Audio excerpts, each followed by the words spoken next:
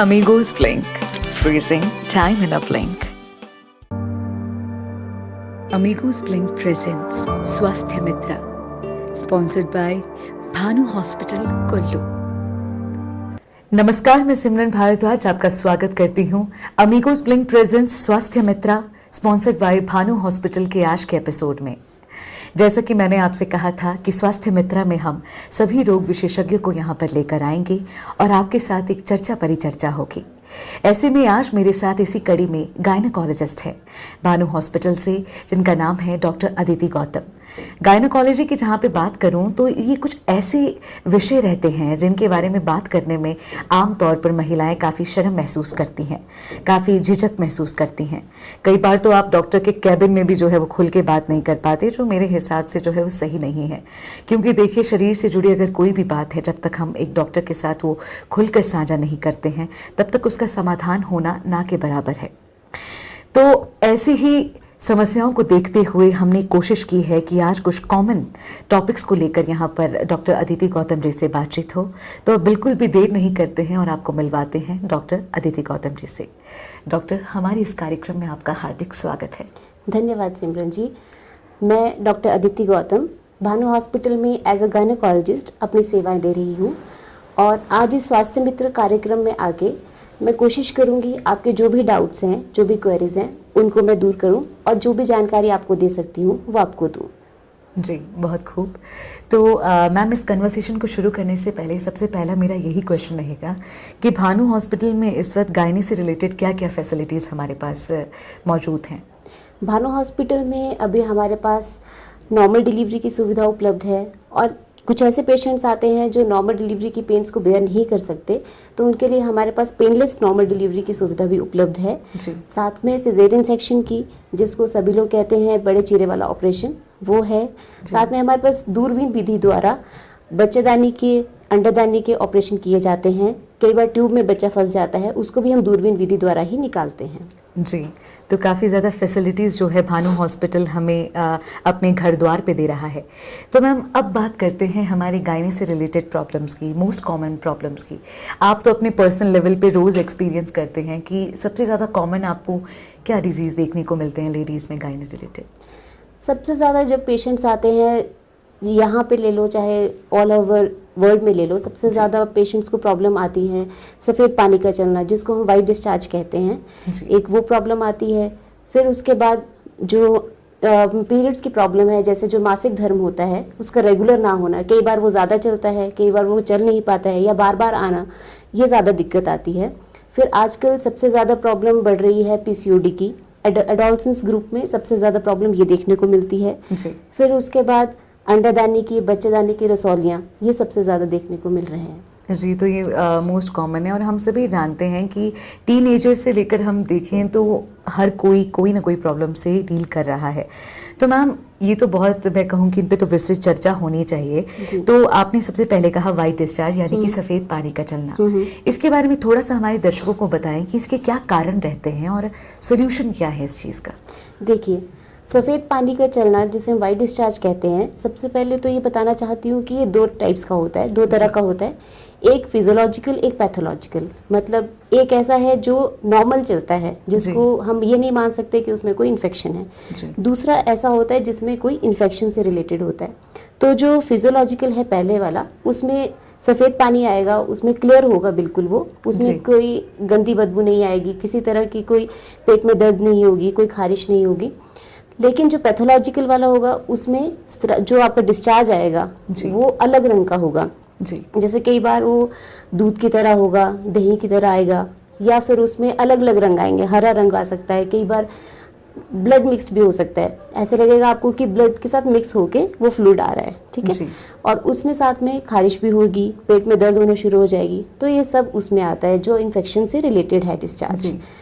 बाकी इसमें जो कॉजेज रहते हैं वो कई तरह के रहते हैं कि आप पर्सनल हाइजीन अच्छे से मेंटेन नहीं कर पा रहे हो, कॉन्टिन्यूस वेटिंग रह रही है आपके अंडरगारमेंट्स की, तो उसकी वजह से इन्फेक्शन कैरी होता है। या आपके अगर मैरिड हो तो सेक्सुअल पार्टनर से आपको भी ट्रांसफर हो सकता है। जी, तो यहाँ पे बात हमने की वाइट डिस्चार्ज की, और सिम्टम्स भी हमने बहुत क्लियरली आपको बताया कि किस तरह से सिम्टम्स जो है इसके रहते हैं। तो देखिए, अगर ऐसा कोई भी सिम्टम आपको लग रहा है तो आप प्लीज़ डॉक्टर को ज़रूर कंसल्ट करें। जैसा कि इन्होंने बताया कि चीज़ें, बीमारी कुछ होती है बट वो रूप कोई और ले लेती है अगर हम उसे समय से नहीं देखें।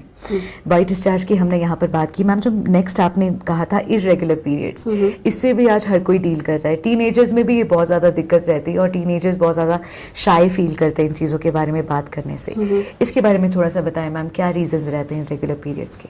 देखिए, इरेगुलर पीरियड्स में दो तरह की चीज़ें आ जाती हैं, या तो पीरियड्स बहुत ज़्यादा चल रही हैं या तो पीरियड्स बहुत कम आ रहे हैं, है ना।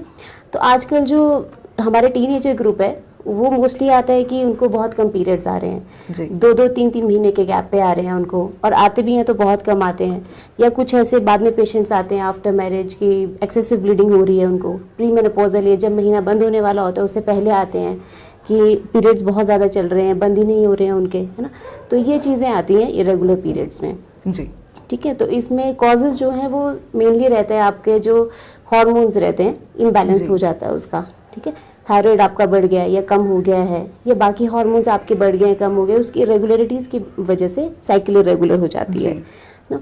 सबसे ज़्यादा प्रॉब्लम आजकल पीसीओडी की है इसमें। जी, पीसीओडी, राइट। तो वो जो बच्चे हैं आजकल, जो हमारा लाइफस्टाइल है उसके कारण हो रहा है कि जो हम क्या खाना खा रहे हैं, हमारी फिजिकल एक्टिविटी कितनी है, उस पर डिपेंड करता है वो आजकल। तो ये टोटली लाइफस्टाइल से पूरा रिलेटेड है। तो इसमें किस तरह से, मतलब अगर पीसीओडी हो जाता है, मान लीजिए अगर कुछ लोग डील कर रहे हैं पीसीओडी से, तो आप उनको क्या सजेस्ट करते हैं कि किस तरह से उसे क्योर किया जा सकता है? क्या रूटीन रहना चाहिए, हेल्दी रूटीन एक रेगुलर पीरियड्स और पीसीओडी क्योर करने के लिए?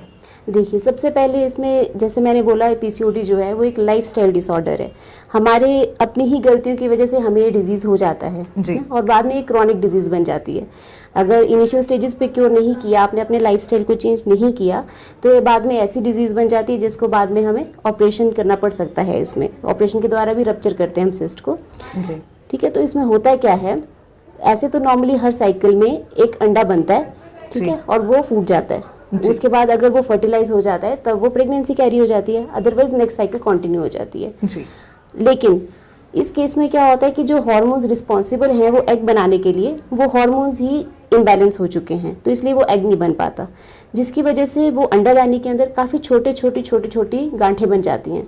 जैसे जब हम अल्ट्रासाउंड में देखते हैं उसमें, तो अंडादानी में हमें ऐसा लगता है कि एक माला पिरोई हुई है मोतियों की। जी, ठीक है। तो फिर वो नज़र आता है हमें, तो जिसकी वजह से पेशेंट को या बच्चों को नहीं पीरियड्स आ पाते रेगुलरली। जी, ठीक है। तो सबसे पहला इसका ट्रीटमेंट यही है कि जो आप अपना लाइफस्टाइल है उसको चेंज करें। जी। अपना खान पान पे जो जंक फूड है उसको टोटली अवॉइड कर दें और अपना फिजिकल एक्टिविटी को बढ़ाएं। ठीक जी, ये आपका सबसे पहला इसका इलाज है। और उसके बाद बाकी दवाइयाँ चलती हैं। आपका जो वेट गेन है वो प्रॉपर नहीं होना चाहिए, वेट को लूज करना है। जो आपका बेसिक मेटाबॉलिक इंडेक्स है वो नॉर्मल रहना चाहिए आपका, यही इसका सॉल्यूशन है। जी, और वाकई जो पीसीओडी से डील कर रहे हैं उन लोगों को भी इस चीज़ से काफ़ी ज़्यादा फ़ायदा पहुंचा होगा। और आप लोग जब भी डॉक्टर्स के पास जाते हैं तो नॉर्मली इस चीज़ के लिए आपको दवाइयों से ज़्यादा लाइफस्टाइल को चेंज करने के बारे में ही सलाह दी जाती है। सो मैम, एक जो नेक्स्ट मैं आपके साथ बात करने जा रही हूँ वो ओवेरियन सिस्ट है, और ये काफ़ी सीरियस चीज़ों में आ जाता है और इसको लेके लोग काफ़ी ज़्यादा घबरा भी जाते हैं और दिमाग में कई तरह के भ्रम भी रहते हैं। और साथ ही मैं ये जानना चाहती हूँ कि सिस्ट को लेके लोगों के पहले तो आपके पास किस तरह की क्वेरीज आती हैं, क्योंकि सिस्ट का नाम सुनते ही वो सभी कांप जाते हैं कि पता नहीं अब सिस्ट हो गई है तो क्या हो जाएगा। हाँ, सिस्ट मतलब ओवेरियन सिस्ट का मतलब जो अंडादानी है उसमें गांठ का हो जाना। अब ये जो गांठ है कई तरह की गांठ होती है जी, है ना। तो इसमें आती है जैसे आपकी फॉलिकुलर सिस्ट होती है ना, कॉर्पस ल्यूटियल सिस्ट, ये अलग अलग नाम मैं बता रही हूँ। एक चॉकलेट सिस्ट होती है, ओवेरियन ट्यूमर्स हो जाते हैं। तो ये जो सिस्ट है ये सभी खतरनाक नहीं होती। सबसे पहले जरूरी नहीं है कि जो सिस्ट हो गई तो उसको ऑपरेशन ही करना पड़ेगा या वो कैंसर ही बन जाएगा, ऐसा कुछ नहीं है। ज़्यादातर लोग ऐसा सोच लेते हैं कि गांठ बन गई, रसौली बन गई, मतलब वो कैंसर हो गया, तो ऐसा कुछ नहीं होता। अगर ओवेरियन सिस्ट है 5 सेंटीमीटर से कम है तो उसको अगर साथ में फॉलिकुलर सिस्ट है और आपकी कॉर्पस ल्यूटियल सिस्ट है तो वो इजीली 2-3 महीने में अपने आप रिजॉल्व हो जाती है जी। आप 2-3 महीने बाद अपना अल्ट्रासाउंड करवाइए, वो रिजॉल्व हो जाएगी। लेकिन अगर उसकी जगह एक डर्मोइड सिस्ट होती है जो बन जाती है, जैसे कुछ हेयर्स रह जाते हैं अंदर, उसके कारण जो हमारे एम्ब्रियोनिक रेमिनेंट्स होते हैं उसके कारण वो बन जाती है, तो उसको रिमूव ही करवाना पड़ता है। अगर डर्मोइड सिस्ट है तो उसको इनिशियल स्टेजेस में ही रिमूव करवा देना चाहिए। और उसके बाद आती है हमारी चॉकलेट सिस्ट। जी। जो चॉकलेट सिस्ट है उसमें क्या होता है कि जो हमारी बच्चेदानी की अंदर की परत है उसके कुछ अंश अंडादानी के अंदर चले जाते हैं। फिर जैसे आपको हर महीने पीरियड्स आते हैं वैसे ही उस अंडादानी के अंदर भी ब्लीडिंग हो जाती है, तो वहाँ पे ब्लड इकट्ठा हो के वो एक सिस्ट का फॉर्म बन जाता है। ठीक है, इसलिए उसको चॉकलेट सिस्ट बोलते हैं। और एक आता है आपका ओवेरियन ट्यूमर्स। वो तो आपको जब उसमें कोई लक्षण ऐसे सच आपको पता नहीं चलेंगे, सिर्फ ऐसा होगा हैवीनेस फील होने शुरू हो जाएगी आपको, और बाद में जब अल्ट्रासाउंड करवाएंगे तब पता चलेगा कि एक ट्यूमर बन गया, तो उसको तो रिमूव ही करवाना पड़ेगा। लेकिन जब भी आपकी रसौली अगर 5 सेंटीमीटर से ऊपर की है तो आपको तुरंत उसको डॉक्टर को दिखाना चाहिए और उसका फर्दर टेस्ट करवाने चाहिए कि वो खतरनाक है या नहीं है। जी। आपने मैम इसमें एक फाइब्रॉइड यूट्रस का भी मेंशन किया था, तो मैं चाहती हूँ कि इसके साथ आप वो भी जनता को क्लियर कर दें कि इसके क्या कॉजेज रहते हैं, क्या प्रोसेस रहता है अगर कोई डील कर रहा है इसके साथ। तो फाइब्रॉइड यूट्रस का मतलब है कि जो बच्चेदानी के अंदर गांठ होती है। ठीक है, तो इसमें क्या रहता है कि अगर आपकी बच्चेदानी के अंदर गांठ है, वो भी ऐसा नहीं है कि गांठ हो गई है तो वो निकालनी ही पड़ेगी, बच्चेदानी खराब हो गई है, अब ऐसा कुछ नहीं होता। उसमें भी सिर्फ 1 to 2% चांसेस होते हैं कि वो गांठ फर्दर कैंसर की फॉर्म में चेंज हो जाए। जी। ऐसे सभी फाइब्रॉइड्स जो हैं, ये सभी गांठें जो हैं खतरनाक नहीं होती, लेकिन अगर वो गांठें आपको हानि कर रही हैं, मतलब अगर उसकी वजह से आपको खून ज़्यादा चल रहा है या फिर उस गांठ की वजह से बच्चा नहीं ठहर पा रहा है आपको, तब उसको आपको रिमूव करवाना पड़ेगा। जी। अब इनका जो ऑपरेशन है वो दूरबीन विधि द्वारा, काफ़ी एडवांस टेक्निक्स आ गई हैं हमारे पास अब, तो दूरबीन विधि द्वारा इनका पॉसिबल है। आपको छोटे छोटे से 4 छेद लगते हैं 1.5 से 1 सेंटीमीटर के, उससे आप बच्चेदानी की रसौली भी और अंडादानी की रसौली को भी आसानी से निकाल सकते हैं। बट मैम एक चीज़ आपने भी नोटिस की होगी और हम भी जो है देखते हैं कि आम जनमानस में जो है दूरबीन विधि को लेकर अभी भी जागरूकता नहीं है। लोगों को लगता है कि ट्रेडिशनल चीज़ें ही बेटर है, चीरे वाला ऑपरेशन जिसे नॉर्मली आम भाषा में कहा जाता है, उसी पे लोग ज़्यादा विश्वास करते हैं।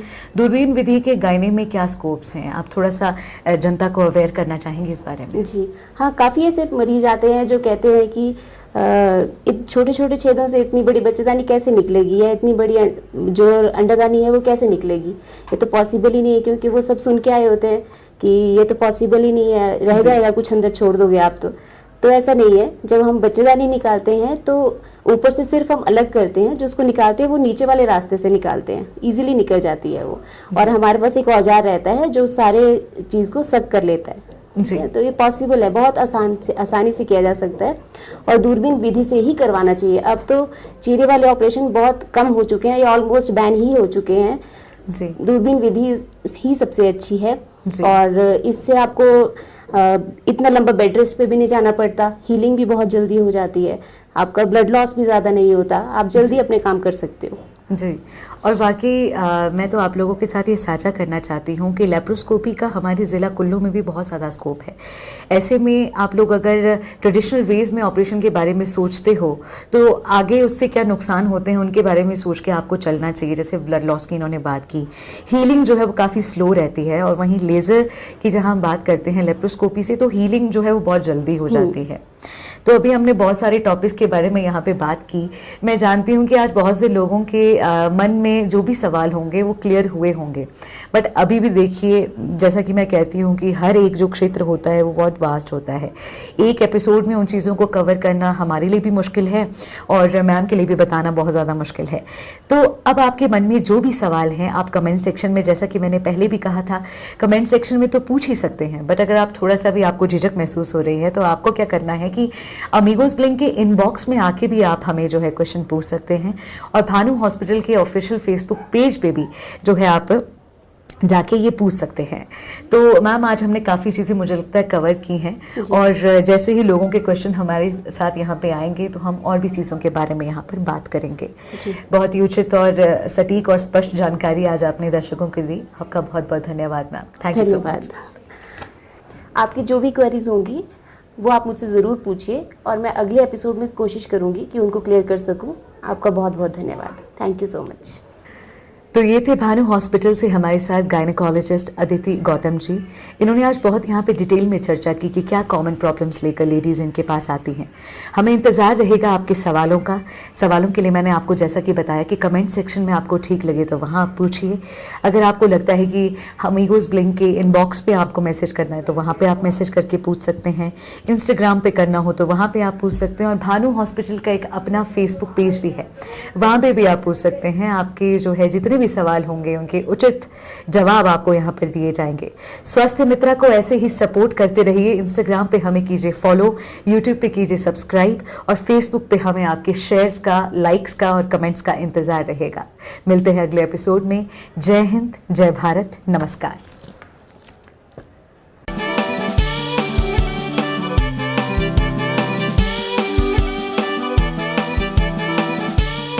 Amigos Blink, freezing time in a blink.